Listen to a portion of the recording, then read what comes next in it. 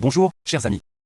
Aujourd'hui, l'historien ukrainien que je suis vous parlera des particularités des Russes, des raisons pour lesquelles ils se distinguent du reste de l'humanité, des raisons pour lesquelles ils souhaitent se distinguer du reste de l'humanité. Il existe des sources très anciennes et très autorisées pour expliquer ces choses. En particulier, le père de l'histoire, Hérodote, l'historien grec, a écrit que sur le territoire de la Russie centrale moderne, c'est-à-dire au nord-est de la Scythie, au-delà du désert, c'est-à-dire au-delà d'une forêt, apparemment, dans la Zalzie, vivait une tribu d'androphages, c'est-à-dire de cannibales.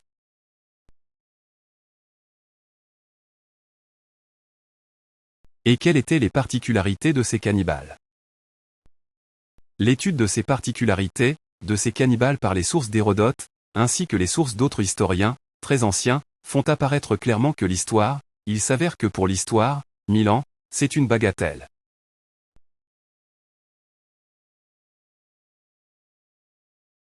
Et voici ce qu'il écrit à propos de ces androphages. Au-dessus des paysans Scythes s'étend le désert, c'est-à-dire plus haut, au nord. Au-delà du désert vivent les androphages, une tribu particulière mais pas du tout scythe. Au nord également s'étend le vrai désert, et il n'y a plus personne, pour autant que je sache. Les parties septentrionales de la Scythie, qui longent l'Istre, bordent d'abord les Agatyres, puis les Agatyres sont les Daques, puis les Neuries sont les Baltes, puis les androphages, c'est-à-dire au nord-est, et enfin les Melanchlaénies.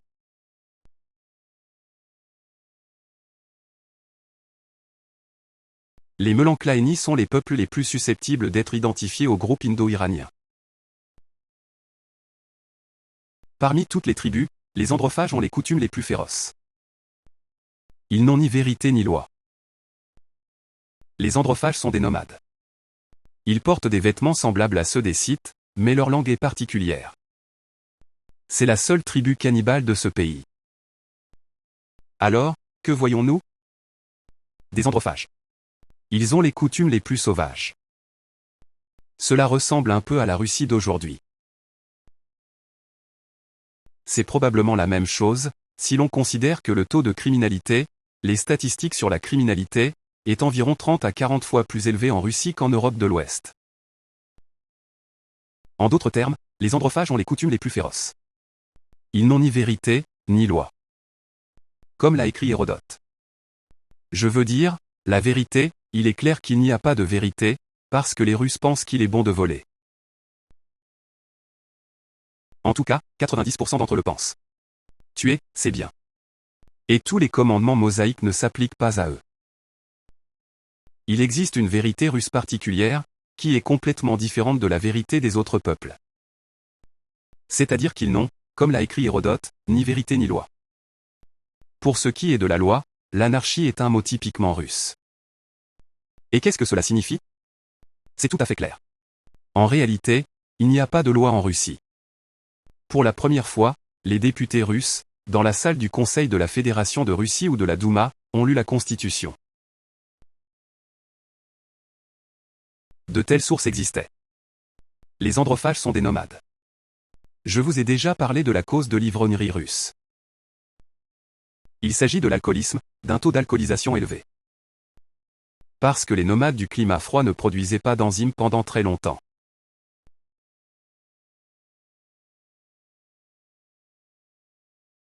Une enzyme qui décompose l'alcool en temps voulu.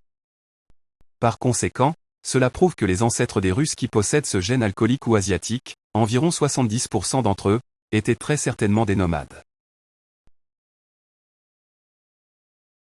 Et c'était dans les régions du Nord, pas dans les régions du Sud, où tous ces produits de fermentation étaient consommés, mais dans les régions du Nord, où il n'y avait rien de tel. C'est pourquoi, en fait, les Russes, lorsqu'ils sont ivres, veulent en rajouter et se battre avec quelqu'un, parce qu'ils se sentent mal. En ce qui concerne les vêtements, pour citer Hérodote, les androphages portent des vêtements semblables à ceux des Scythes. C'est-à-dire qu'ils ressemblent à des gens, à d'autres gens. Mais je peux dire la même chose des Russes, ils ressemblent aussi à des gens. Mais leur langue est particulière. Pour ce qui est de la langue, cela signifie probablement que les Scythes possèdent les langues indo-européennes, l'ensemble du groupe scythe. et les androphages, respectivement, avaient des langues non indo-européennes. Il y avait plusieurs tribus finno-ougriennes sur ce territoire, sur le territoire de Zalésia, c'est compréhensible. J'ai déjà dit que la Moscovie est un pays myrien, une principauté myrienne. Ensuite, il s'avère que le cannibalisme était pratiqué non seulement par ces androphages, mais aussi par d'autres peuples, qui vivaient à l'est des androphages.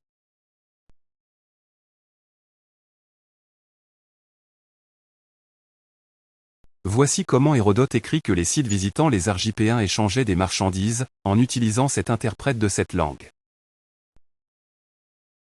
Cependant, nous ne savons rien de la région située au-dessus des Scythiens, au nord, si ce n'est ce que ces gens nous disent. On raconte que les Scythiens ont une coutume selon laquelle, lorsque le père de quelqu'un meurt, tous les membres de sa famille apportent un agneau, puis ils préparent un sacrifice, hachent finement la viande et y ajoutent la viande du père défunt de leur maître, puis ils mélangent le tout et font un festin.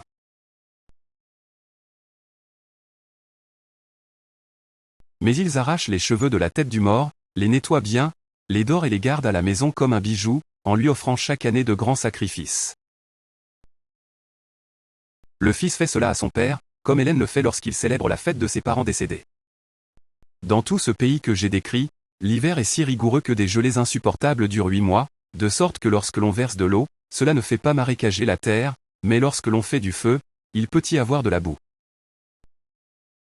Hérodote s'interroge aussi sur tout le reste.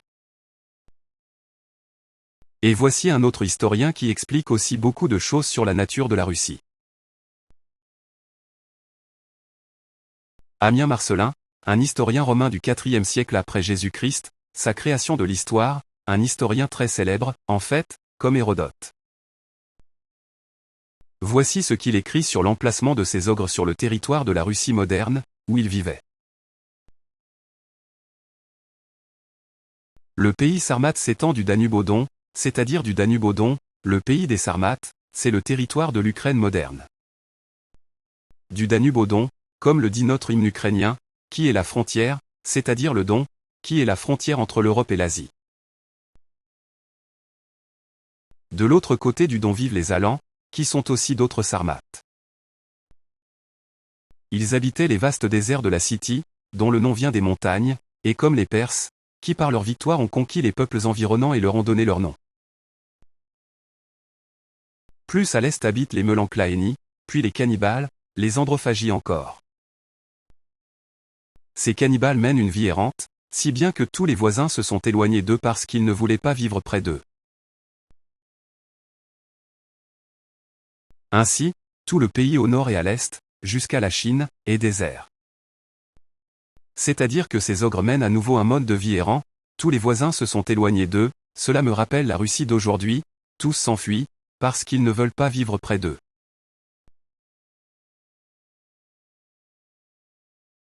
Ainsi, tout le pays, depuis les cannibales au nord et à l'est jusqu'à la Chine, est vide. J'en déduis qu'il s'agit là de la Russie d'aujourd'hui. Que avons-nous donc ? Ces cannibales ressemblent à des gens, c'est-à-dire qu'ils s'habillent comme des gens, mais ils parlent une autre langue. Ils ont donc des coutumes féroces, une vie nomade qui leur permet d'aller en Crimée, par exemple, et de crier ensuite qu'ils doivent en partir.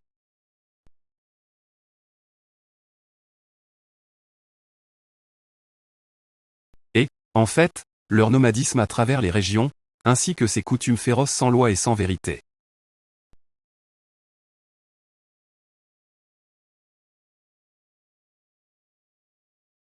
Ils n'ont ni vérité, ni loi.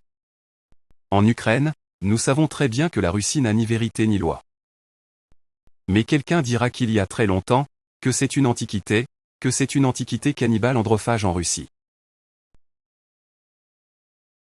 Je dirais que ce n'est pas si loin, car l'âge de pierre est à 6000 ans de l'Ukraine actuelle, et la Russie a seulement 1000 ans et demi.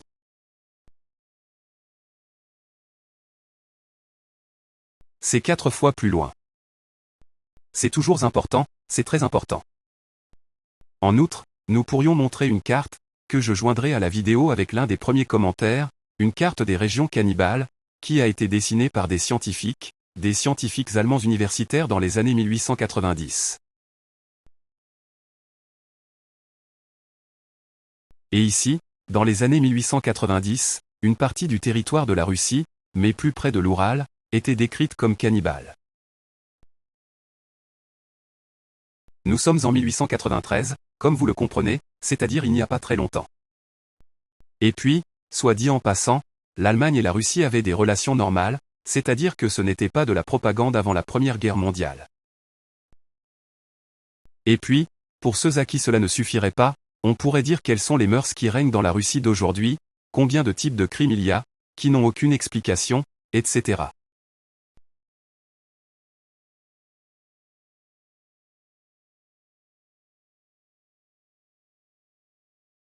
Mais nous pouvons aussi nous tourner vers les preuves, vers la littérature russe. Il y a Nikolaï Leskov, un grand écrivain russe, qui a écrit sur l'année 1840, sur les événements en Russie tels qu'il les a vus dans son enfance.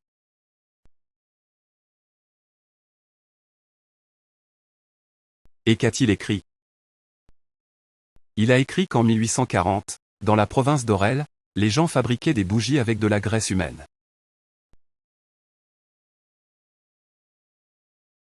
C'est-à-dire que c'était comme ça, imaginez. Et que voulait-il? Il voulait faire pleuvoir dans la province d'Oriol, ces moscovites.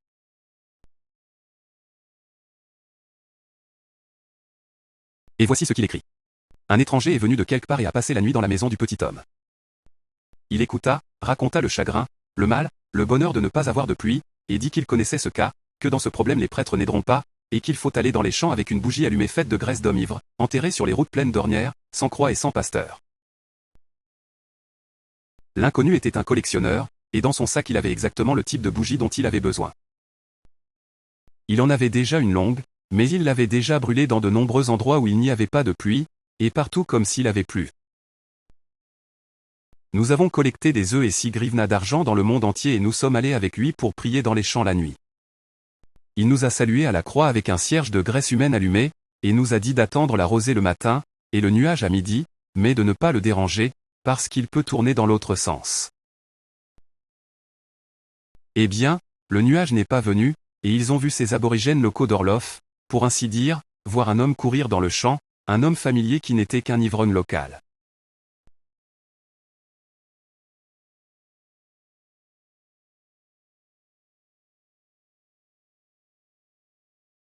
Ils l'ont considéré comme coupable du fait que les nuages ne venaient pas, alors ils sont allés le poignarder et, en conséquence, ils ont fait une bougie avec sa graisse et ont brûlé la grange avec cette bougie.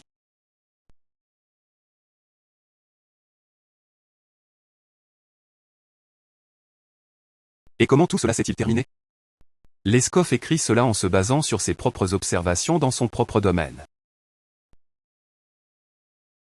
Le troisième homme, comme l'écrit Leskov, a pris Causion par les jambes et l'a emmené tous les trois dans la forêt, où il y a des ravins densément peuplés. Il y a eu immédiatement un désaccord et Causion a crié dans un soupir, « Pourquoi me rasez-vous » Puis tout s'est calmé, et les hommes sont descendus au ruisseau, et près de ce ruisseau ils ont commencé à se laver.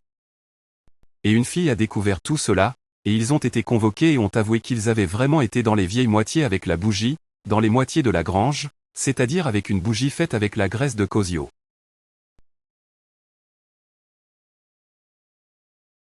Et probablement par inadvertance et autrement. Il ne s'agissait plus de savoir comment ils avaient allumé le feu dans la demi-grange, mais de savoir de quoi était faite la référence à la bougie au sein d'où de Cosio. C'était son nom. Ceux qui eurent le courage de descendre au fond du profond ravin de la longue forêt trouvèrent le cadavre de ce Cosio, et là, sous les broussailles et les feuilles sèches du lit-faule de l'année dernière, ils virent un cadavre en état de décomposition avancée, que tout le village reconnut unanimement comme étant celui de Sornik Causion.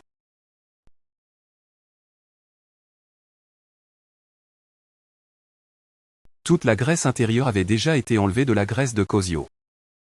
Selon toute vraisemblance, un nombre suffisant de bougies ont été fabriquées à partir de cette graisse, brûlées en divers endroits, etc. Et ce Leskov, bien sûr, est un horrible russophobe, puisqu'il a écrit l'histoire Levcha. C'est-à-dire qu'il était russophobe parce qu'il disait la vérité. Il avait une russophobie si particulière, il disait la vérité, il écrivait. Il décrit une Anglaise, Gildegard Vasilievna, qui est choquée par tout cela, par ce cannibalisme résiduel.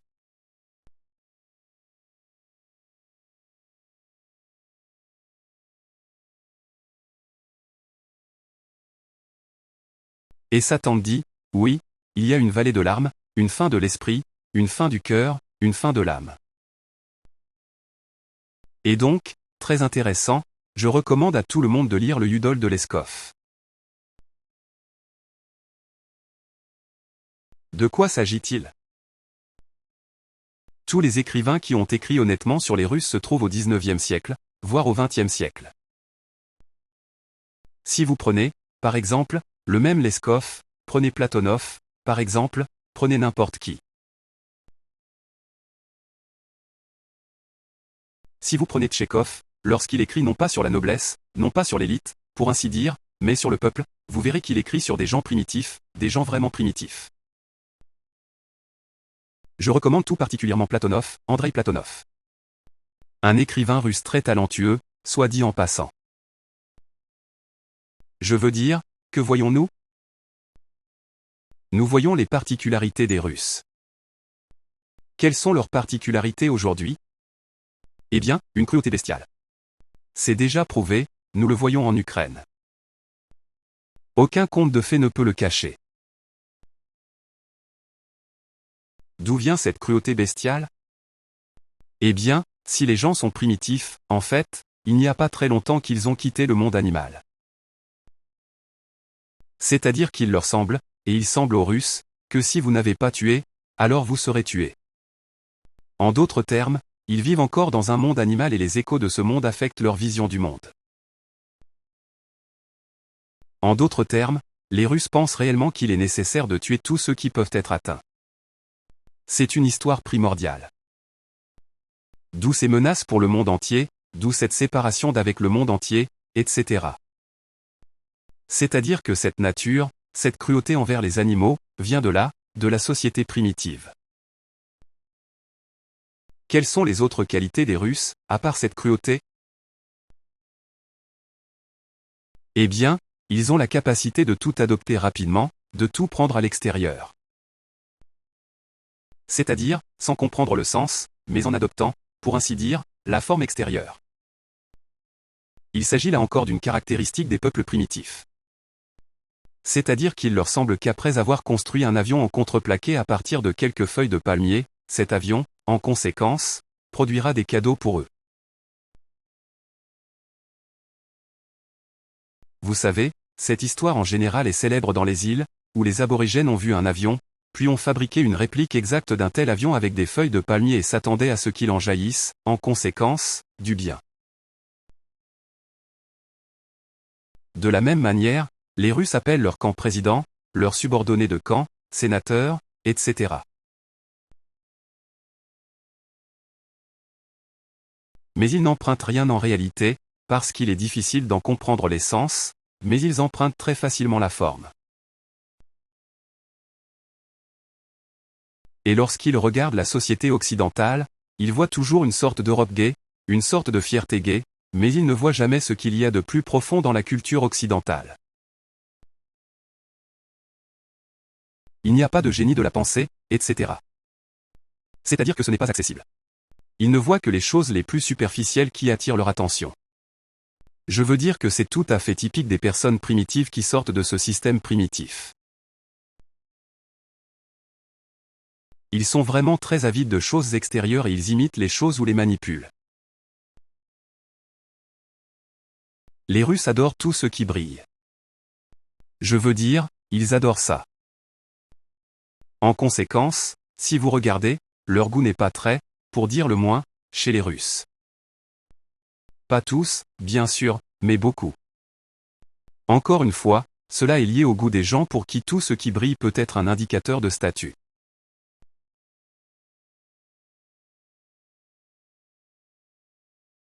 En raison de ce statut, ils sont très à la recherche. Les Russes s'agenouillent devant le chef. C'est-à-dire ce type d'agenouillement.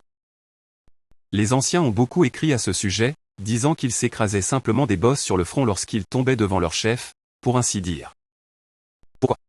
Parce que, dans la grotte, ce chef est totalitaire, il contrôle tout, qui regarde qui est, par conséquent, il punit. Il faut donc qu'il tombe directement dans les couteaux. Il n'y a pas les moyens de contrôle et d'équilibre qui apparaissent dans la société humaine au stade de la démocratie militaire, par exemple. Rien de tout cela ne s'est encore produit. La Russie n'a pas encore atteint le stade de la démocratie militaire. Elle est passée directement d'une société primitive au communisme, lui aussi primitif. Il y a donc adoration devant le chef, mais en même temps, dès que le chef s'affaiblit, dès que la manque, il est piétiné. En fait, connaissant ses propriétés de son peuple, du peuple russe, Poutine s'accroche au pouvoir de cette façon, parce qu'il comprend qu'il sera piétiné par ses propres compatriotes reconnaissants. Et que dire d'autre? Quelles autres caractéristiques des Russes connaissons-nous? Oui, en fait, tous, ce qui, bien sûr, le manque de respect pour la loi, est assez clair. Je veux dire, quelle loi peut-il y avoir dans une grotte? Aucune. Tout est conditionné. Il n'y a pas de contraintes externes. Internes, pour être exact. C'est-à-dire qu'un homme est retenu exclusivement par la force. Autrement dit, si vous laissez les Russes en liberté, ils vont semer la pagaille et provoquer des pogroms. Ils ne sont pas capables de se contrôler de l'intérieur. C'est-à-dire qu'ils n'ont pas de conscience. Une telle immoralité. Et cette immoralité est le produit de ces mêmes voies, de ces mêmes époques. Une telle immoralité systémique. Car les scientifiques disent souvent que les hommes primitifs, en particulier ceux qui vivent dans des conditions très difficiles, n'ont pas de moralité générale. C'est-à-dire qu'ils ont chacun leur propre morale. Je veux dire, la vérité russe, oui. Ils ont une morale qui ne s'applique pas à tout le monde. Alors, pourquoi? Parce que tout le monde se bat pour l'os. Voilà. Ils se battent pour l'os. Celui qui se lève en premier prend les chaussures. On peut donc dire que les Russes ont eh bien, il y a un certain savoir-faire. Parce que dans cette grotte, il faut pousser les épaules et essayer de voler, etc.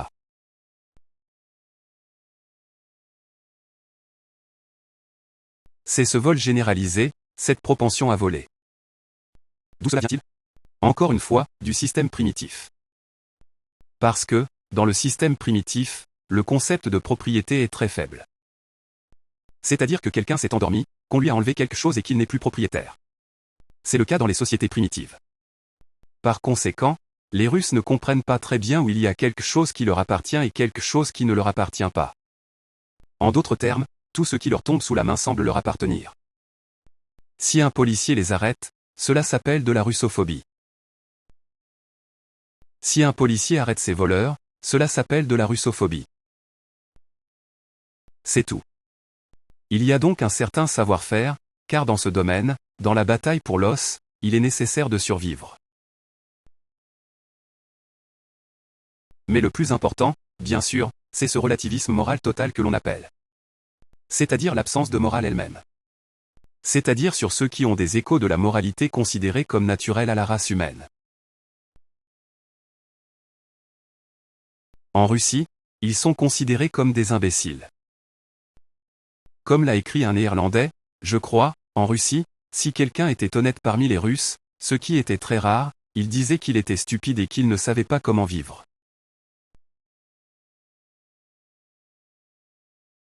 Et un ambassadeur danois a dit que les Russes ne mentaient pas s'ils avaient des poils qui poussaient sur leurs paumes.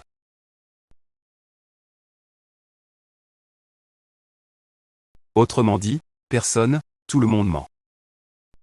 Et ainsi de suite. Pourquoi est-ce que je vous raconte cela? Pas pour humilier qui que ce soit. Parce que c'est le destin du peuple russe. Il n'y a pas si longtemps, il est sorti des cavernes. Non pas pour humilier, mais pour comprendre les instincts de ce peuple. Qu'il sera ainsi. Que la nation n'est pas passée, qu'elle a sauté ces milliers d'années d'évolution des autres nations. Et maintenant, la Russie a-t-elle l'occasion de sauter rapidement ces milliers d'années d'évolution, pour ainsi dire? Certains y parviennent. Il y a des pays tout à fait corrects en Afrique, qui sont encore plus proches. Mais ils sont décents pour l'instant. Mais ces pays n'ont pas détruit leur meilleur homme. En Russie, on voit que toute l'histoire de la Russie est une égratignure de quelques idées humanistes, pas primitives.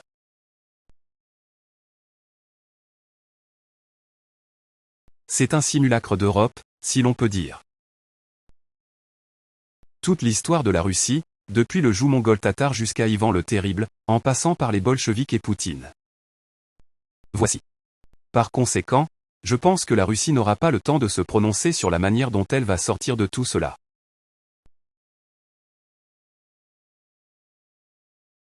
Elle n'aura pas le temps. Elle n'a pas le temps, elle n'a pas le désir, elle n'a pas la possibilité. Je pense que la meilleure chose qui puisse arriver à la Russie est qu'elle se retrouve, respectivement, un maître jaune en Chine, et qu'elle leur étende un peu les propriétés que les Chinois ont aujourd'hui.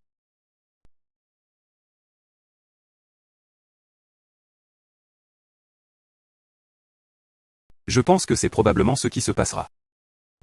En d'autres termes, c'est ce qui se passera. D'abord, la Russie essaiera de vendre ses ressources à la Chine, puis la Chine les prendra, et les Russes vivront selon des règles complètement nouvelles. Ils s'y habitueront tout comme de nombreuses nationalités non chinoises s'y sont habituées en Chine. Ils s'y habitueront, pour ainsi dire, en raison d'une influence prolongée. Voilà. Je ne pense pas que l'histoire soit très longue, d'ailleurs. Elle sera plutôt rapide. Elle sera probablement rapide parce que les époques se succèdent à la vitesse de l'éclair. C'est le choix du peuple. C'est le genre de destin. Et pour que tout s'accélère, je vous invite à aider les vrais héros, à aider les valeureux soldats ukrainiens, qui ont tous une conception de la verticalité, par opposition à la verticalité de la guerre. Il y a une notion de hauteur, de patrie. Je vous demande d'aider à l'achat d'une deuxième voiture. Malheureusement, nous n'avons pas encore collecté les fonds nécessaires à son achat, mais elle est déjà proche de l'unité qui libère actuellement le sud de l'Ukraine des envahisseurs fascistes russes. Vous pouvez nous aider en utilisant la carte PrivatBank 5168-7451-08-46-1010. Le destinataire, un soldat de cette unité, un soldat, mon ami Alexander Kanbor. Alors, mes amis, aidons-nous et souvenons-nous que l'histoire est une chose qui nous apprend beaucoup. Elle nous enseigne à la fois le bien et, par conséquent, nous apprend à éviter le mal. C'est l'objectif et le sens les plus importants de l'histoire. Soyez bénis. Gloire à Dieu et gloire à l'Ukraine.